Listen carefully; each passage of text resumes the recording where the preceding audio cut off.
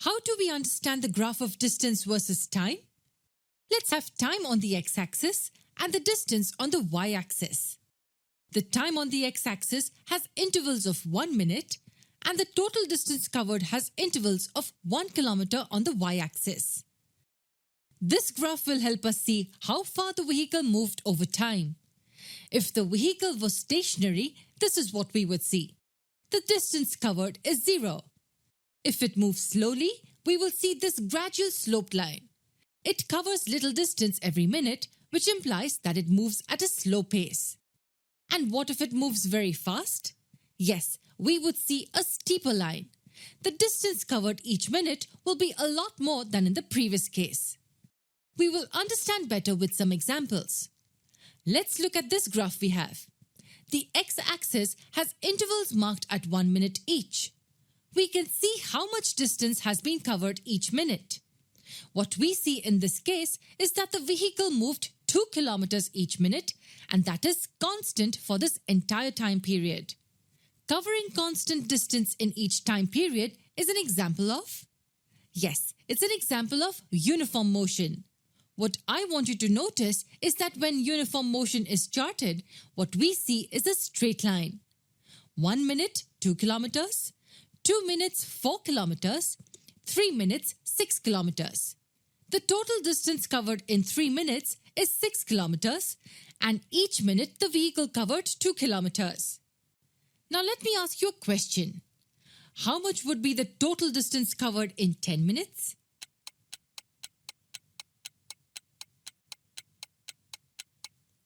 Correct. The total distance covered would be 20 kilometers.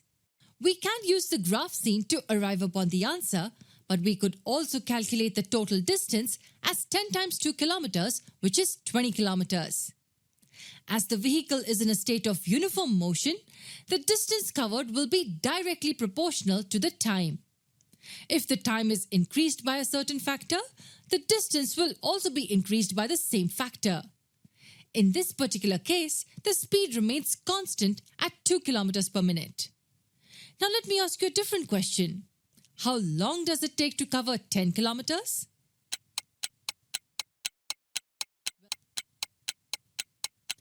Well done.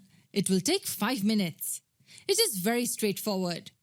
We mark a horizontal dotted line from the y-axis at the 10-kilometer point and then drop a vertical dotted line to the x-axis to get the answer. 10 kilometers are covered in 5 minutes.